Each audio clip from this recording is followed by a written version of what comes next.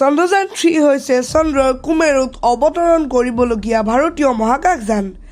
আজি 14 জুলাই তাৰিখে দিনৰ 2 বজাত ইয়াক শ্ৰীহৰিকোটাৰ পৰা উৎক্ষেপণ কৰা হ'ব।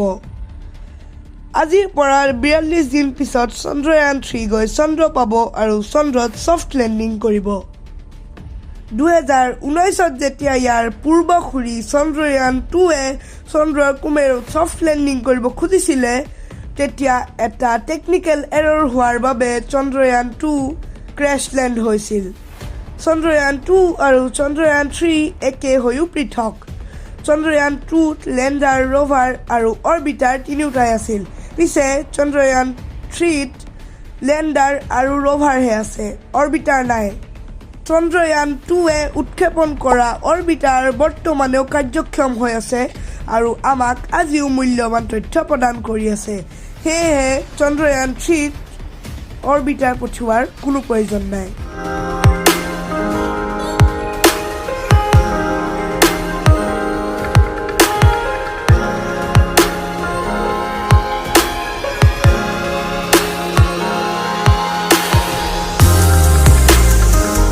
দেখা গৈছে আমাৰ ইছৰোৰ বিজ্ঞানীসকলেও মহাকাশৰ এলিয়েন বা পৃথিৱীৰ নিচিনা গ্ৰহ সন্ধান কৰা কথাটোতো গুৰুত্ব দিছে।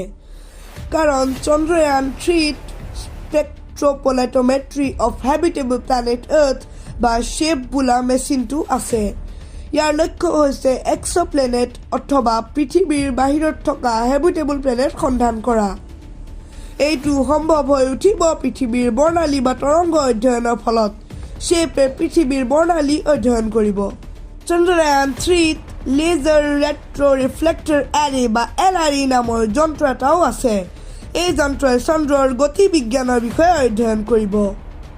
চন্দ্ৰয়ান 2ৰ নিচিনাকৈ চন্দ্ৰয়ান 3 যাতে ক্ৰেছ হৈ নাযায় তাৰ প্ৰতি লক্ষ্য ৰাখি লেণ্ডাৰৰ কিছুমান সাল সলনি কৰা হৈছে।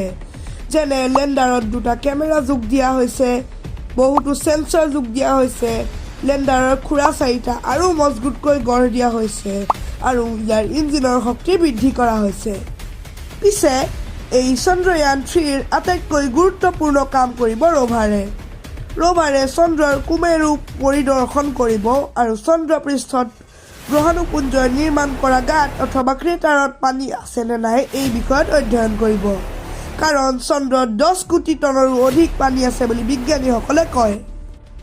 এই ৰভাৰে চন্দ্ৰৰ মাটিৰ ওপৰতো পৰীক্ষা চলাই যাব আৰু চন্দ্ৰত লুকাই থকা মূল্যৱান ধাতু বিচাৰিব। যদি চন্দ্ৰয়ান 3 সফল হয়, ভাৰতে চন্দ্ৰত ছফ্ট লেণ্ডিং কৰা 4খন দেশৰ ভিতৰত এখন হ'ব। ধন্যবাদ।